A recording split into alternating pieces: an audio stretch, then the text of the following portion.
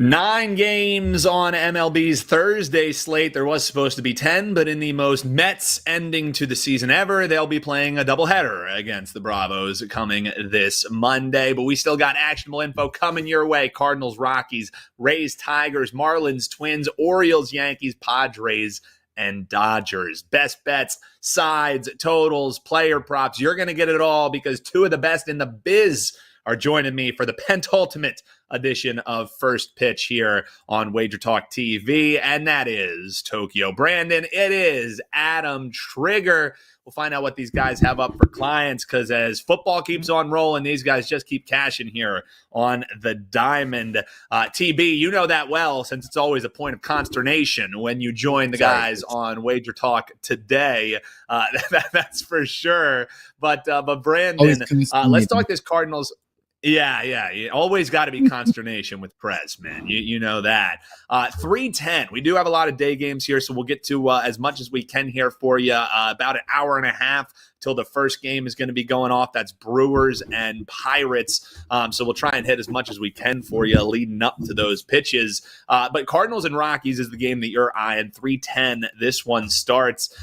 Really, it's two teams with not anything to play for, let's be real. But the Cards are eyeing a series sweep now, as really it looks like they're just looking to have someone to capitalize on for next year. I mean, the ending of the year has been strong here for the Cards.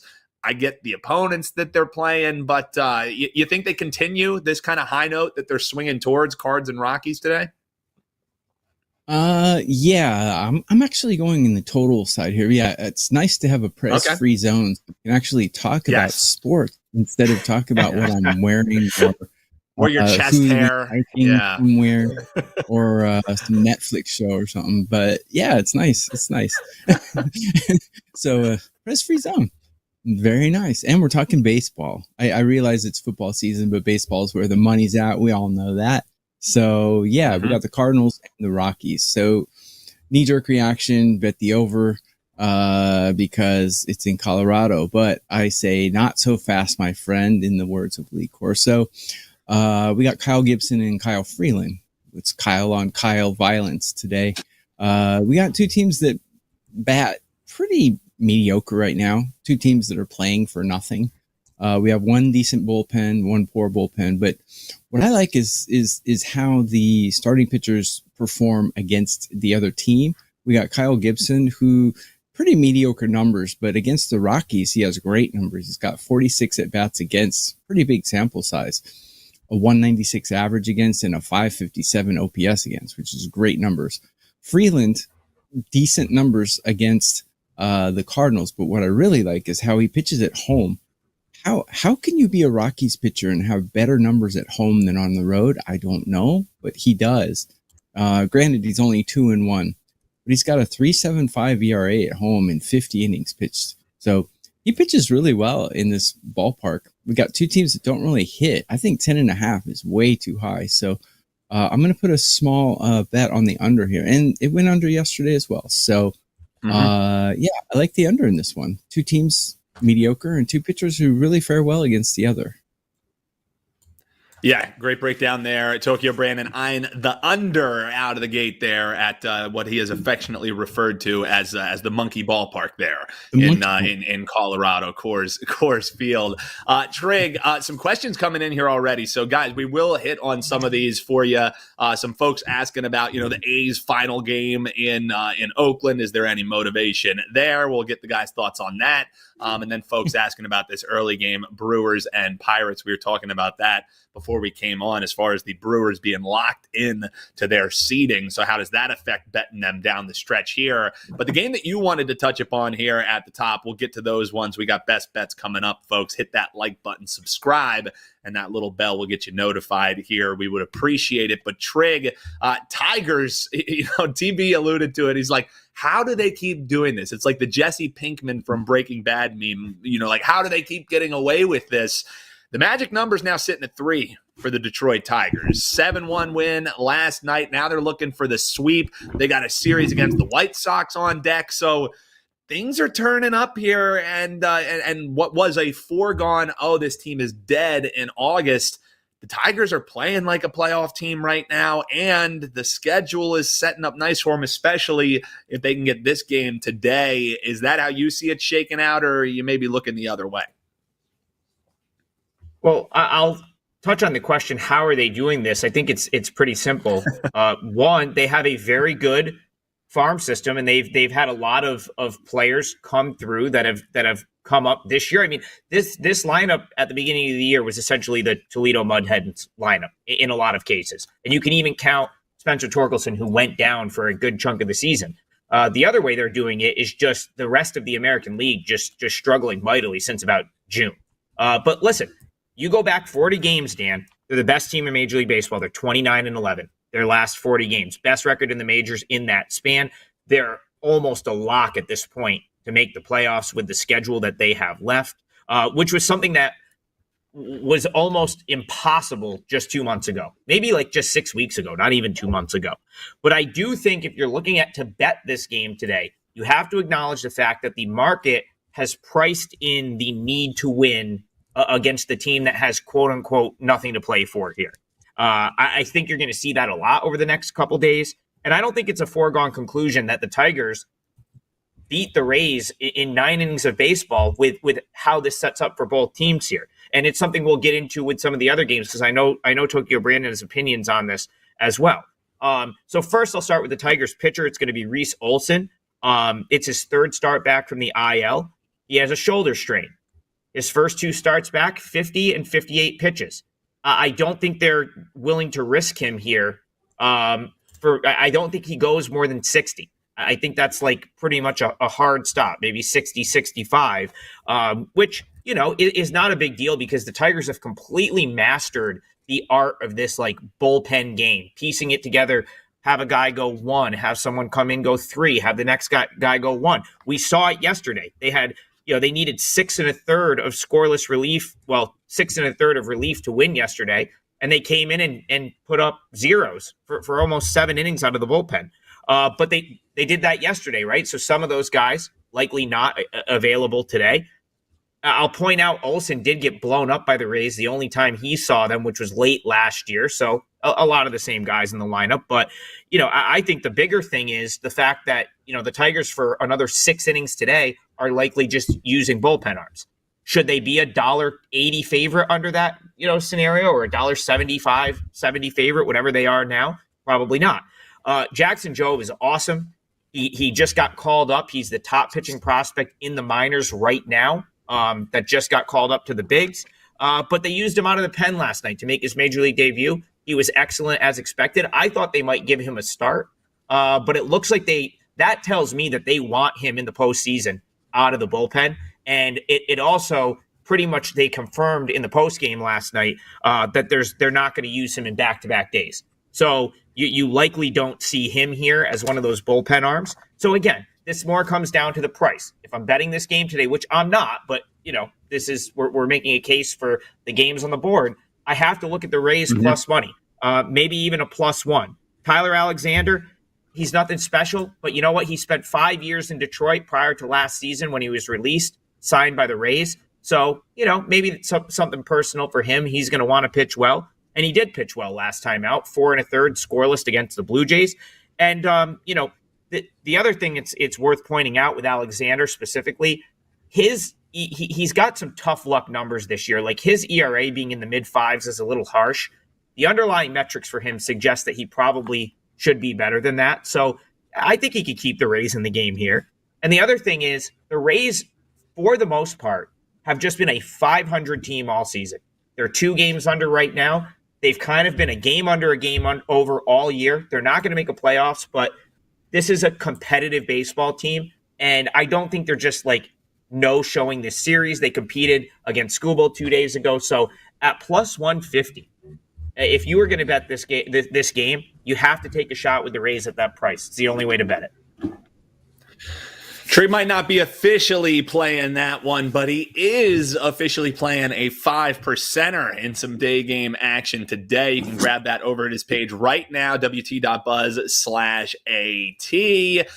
Guys, let's hit some of these questions here and appreciate them. Keep those comments coming. Let us know what best bets you're looking to eye, or if you have any questions here for the experts over the coming minutes here on the show, we'll hit you before we got best bets coming in. O's versus Yankees and Marlins taking on the Twins. But a lot of folks want to hear about this Padres and Dodgers game because it's another one with major playoff implications. The Dodgers, with that magic number sitting at 2, they can make it, what would it be, 11 out of the last 12 being the NL West champs if they can get it done here today. Brandon, any thoughts in that game? This one people have plenty of time to get to. Don't worry, folks. We'll hit that early game for you coming up next year. But as far as Padres and Dodgers are concerned, this is one that everyone has an eye on for sure. But for Dodgers fans, maybe they're not that excited about the starting pitcher that they're heading to the mound. You know, the old Bueller.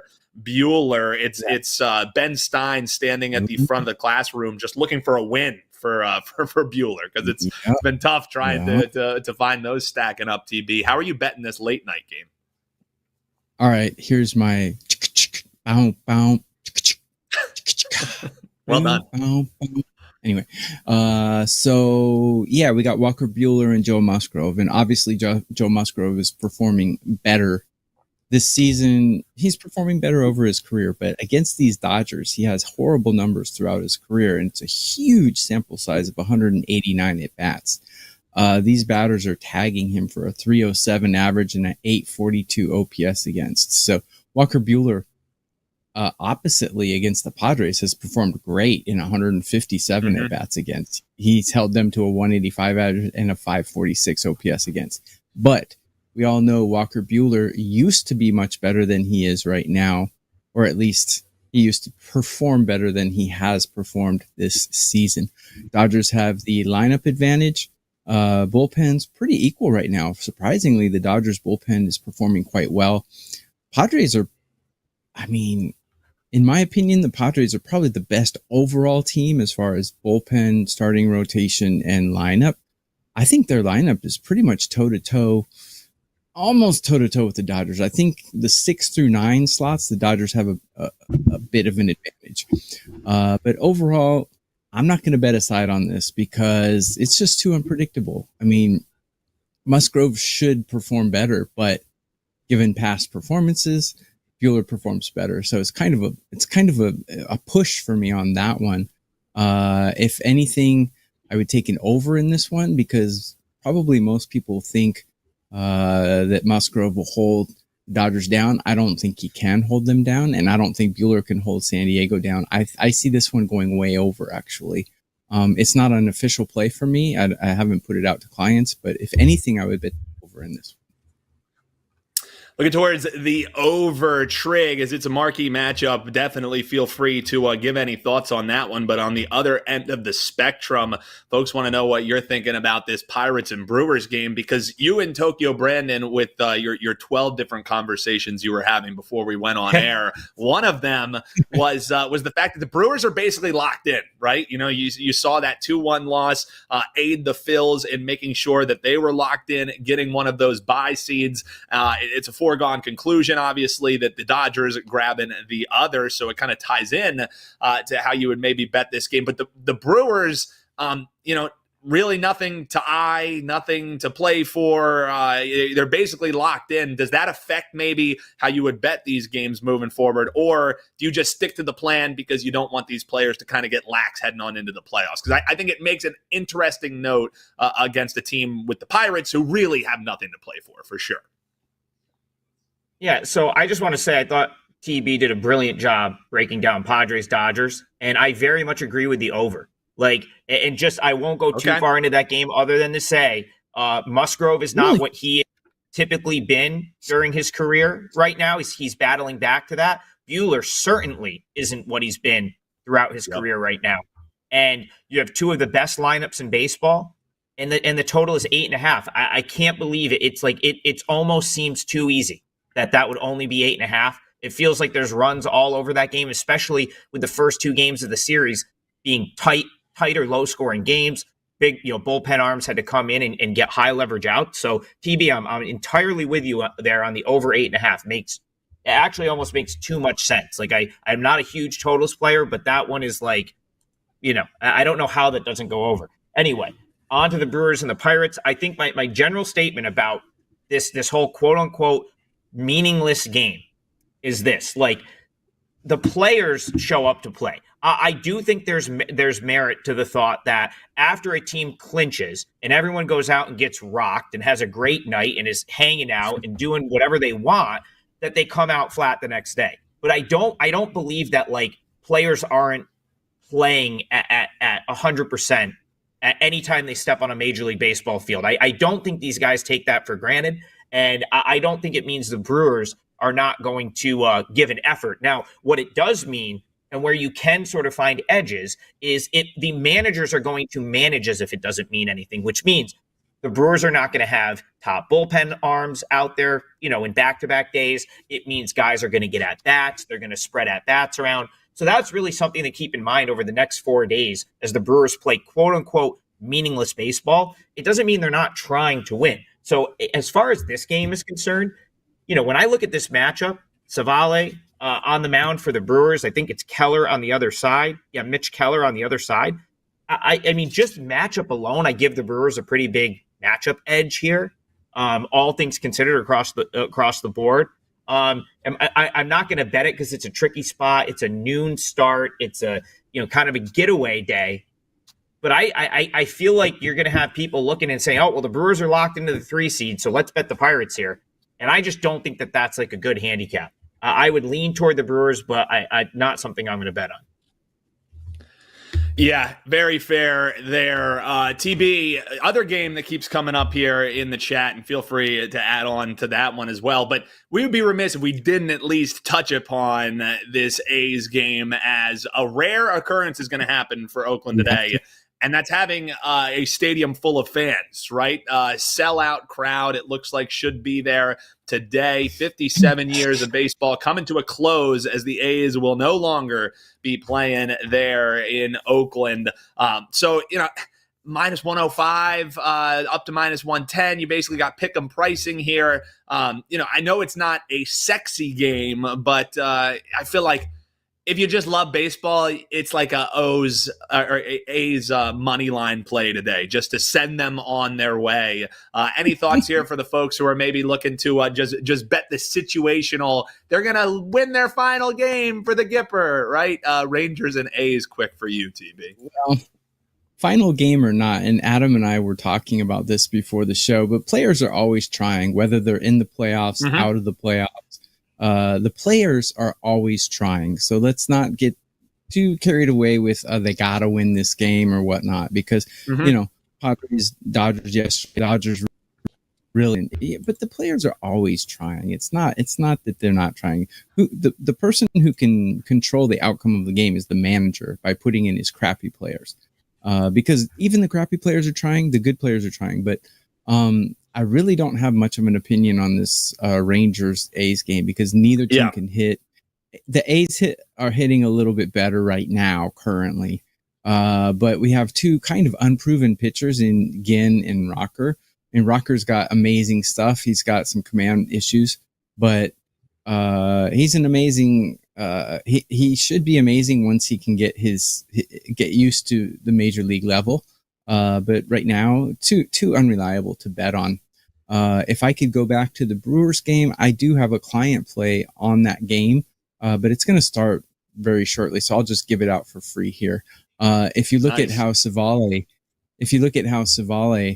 and Keller perform against each other's teams, each other's lineups, Savale has a huge advantage. And despite this being a nothing game for both teams, the Brewers still are interested in keeping their guys warm. They're, because they're going to be going to the postseason, they want to keep guys warm. And when there's no pressure on guys, they really get the old adage is grip it and rip it. So I think the Brewers are going to grip it and rip it here. Savale has amazing numbers against these batters, and Keller has horrible numbers against the other team. Brewers overall are just a better team. So my client play is on the Brewers. I think minus 113 or minus 120 is just incredible value. So I do have a client play on that. It's going to start in an hour. So for those of you who are watching the show, you get a bonus play there. See, this is why it pays to play and watch live here, folks. The number one all sports profit guy of 2024. He just gave you a free client play. So more reasons than ever, folks, to tune in live here. Guys, let's talk some best bets here for the folks. Speaking of why you want to tune in live, Trig, I'll start with you. Marlins and Twins. You're looking at a Twins team. We talked just, basically all show long about teams that get pigeonholed into this must win. And must win doesn't always mean will win. As a matter of fact, sometimes means the exact opposite. That's really what you're seeing for the Twins. Zero margin of error that they basically have the rest of the way here as they're taking on the Marlins. You got a best bet in this one. You also have a 5%er going, and Trig, football this weekend as well. Let folks know what you have over at your page and let us know what the best bet for free is on the show today. So I'll start with what's up on my page. 5% MLB play. It goes in a couple hours. It's in a day game, so head on over and grab that. I'm 9-3 in my last 12 MLB plays. While everyone's struggling on the gridiron right now, me and TB just cashing MLB plays left and right. I've hit 4 straight plays across all sports. We're going to make it 5 this afternoon. So go grab that. Starts in a couple hours. WT.buzz/AT. As far as this, now listen, I've come on over the last couple months and made a case for the Twins, and I'm here to say, like, this team sucks. They're not a good team. Baldelli manages.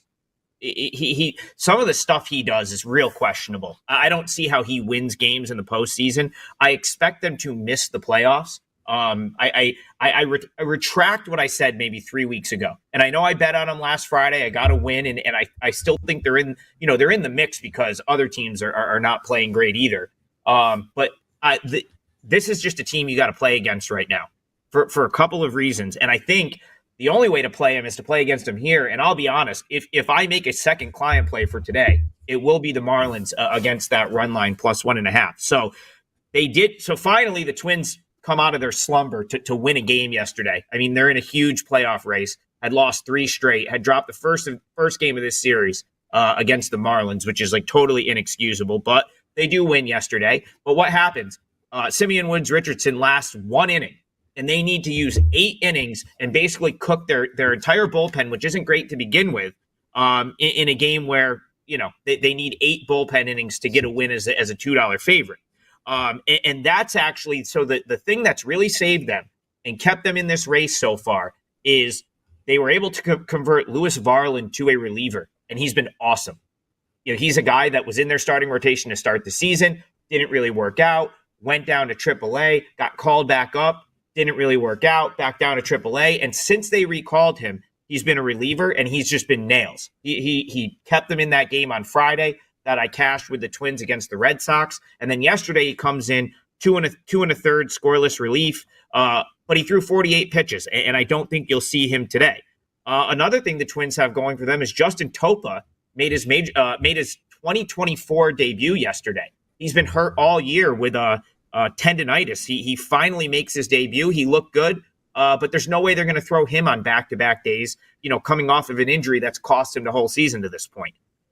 You're going to get Griffin Jackson, Johan Duran, who are both extremely solid relievers at the end of this game, but both of them pitched yesterday. So I can't see Baldelli going to them for more than an inning. And the way Baldelli manages, he's probably only going to them with a lead. He's probably not going to go to them in a tie. He might go to one of them in a tie game, but he knows that if he burns both of them, then he's not going to have them for the weekend, and that is would be like a cardinal sin at this point to manage his way to not have both of those guys for tomorrow. So I think he'll commit to one here and not both. Again, you're talking about just hanging around in a game. That's important because you get to the other bullpen guys, and that's where there's a real issue. And that's what I've been saying was going to cost this Twins team the playoffs was their lack of middle relief, and it really could show up here. The reason it could show up here is David Festa has not been great second time through the order. So this is a kid I really like.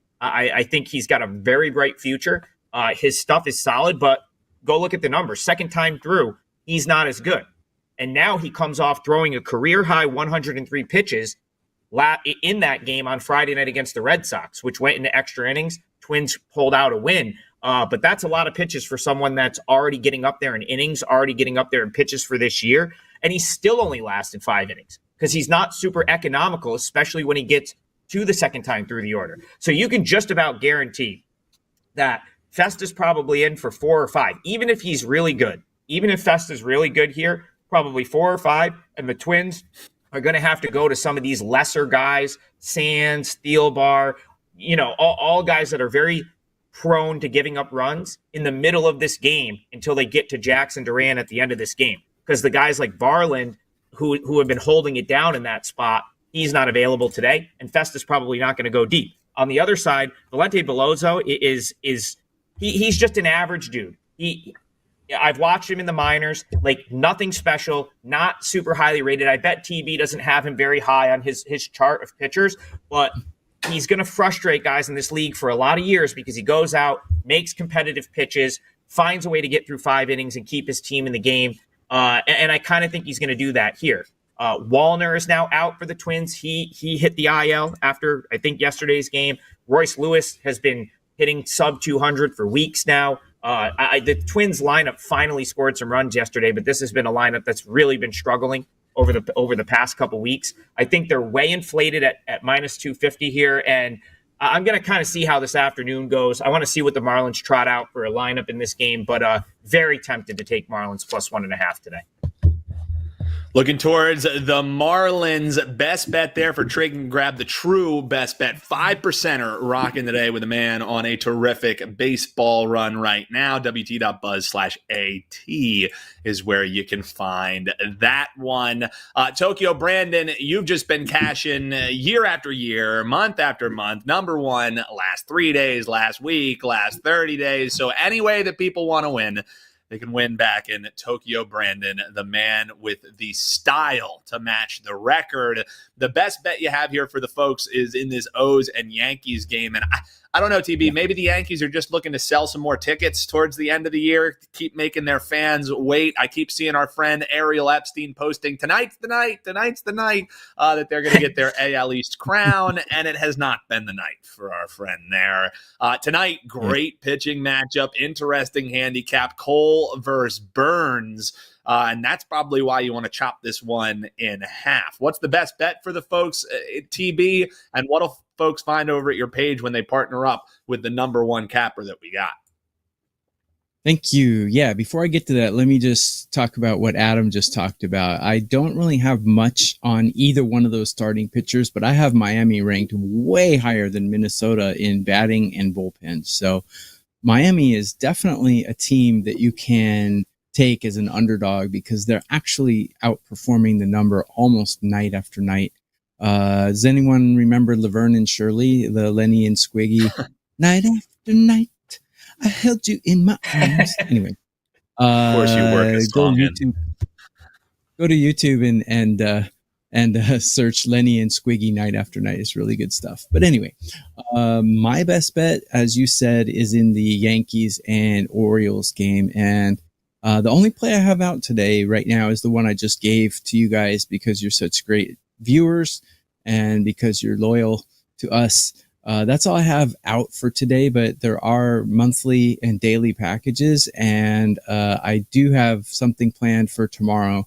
Looking at the lineups, I'm sure I know pretty much what the numbers are going to be tomorrow. I'm probably going to have a big play in Major League Baseball tomorrow. So right now, that's about all that's cooking. So let me tell you what I've already put out to my clients as well in the Yankees and Orioles. It's pretty much low hanging fruit here. It's the under first 5. And the reason I'm doing that is because frankly, both of these teams have reputations for, cranking the ball, but right now they're both performing rather mediocre at the plate. I have the Orioles ranked 16 and I have the Yankees ranked 14 at hitting. So pretty mediocre there. Orioles bullpen underperforming, but this is crunch time, and the Orioles actually have a chance to take the AL East. Don't tell Yankee fans that, but everything has to fall perfect for them. They have to win the rest of their games, and the Yankees have to lose the rest of their games. I would love to see that happen because I do have a future plus 250 bet on the Orioles to win the AL East. Not looking good at this point. But their bullpen's underperforming. The Yankees have a great bullpen. But the starting pitching, unbelievable.